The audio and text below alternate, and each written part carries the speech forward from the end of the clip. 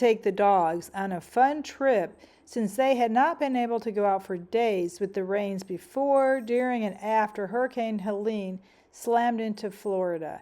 They had been getting anxious, and Sammy was starting to bite again from not getting her energy out. We decided to pick a place that was as far away from Atlanta as possible because we didn't want to find out that it was affected by the hurricane or raining.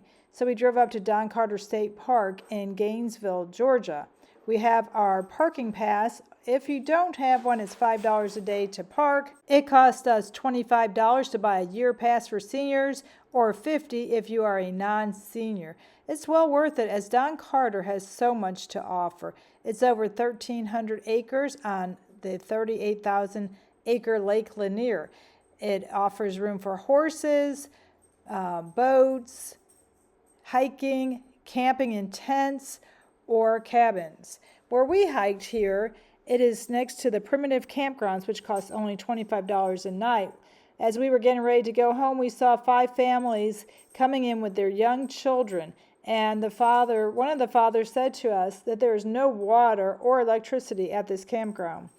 Now, we don't know how, with all the pots and pans and dishes they were bringing in, how they were going to cook their dinner and clean those pots and pans with no water, and how all those children were going to go to the bathroom in the middle of the night. But they seemed excited at 4 o'clock the night before camping. I'd love to have seen them the next morning to see how much they enjoyed it.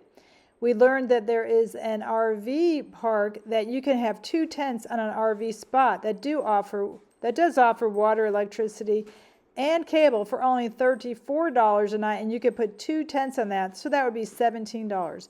We were also concerned for these families since the hurricane had just come through and the ground was saturated, that these trees might in fact be dangerous and could fall, as this is how Tim Waltz's, the vice president nominee, his brother died roughly 20 years ago while camping when a tree fell on his tent. These 2 very short paved trails were the only paved trails they have. And amazingly, we saw at one point in the trail there is a no wheelchair sign. They were, in fact, extremely steep. And when we did push Sammy on this trail the second time we walked it, I did play muscle in my lower back for how extremely steep it was with a stroller. It was a great time. We were concerned for the first time about Sierra. She is finally showing signs at 13 and a half that she is now struggling to walk. Whereas I do walk her on a daily basis and she's never struggled. She did find this a little bit challenging. So we are getting concerned about her, but it was a fun time by all, and we highly recommend this park if you're ever in the North Georgia area. To go there, get a season pass for the year, and you could visit all of Georgia's state parks.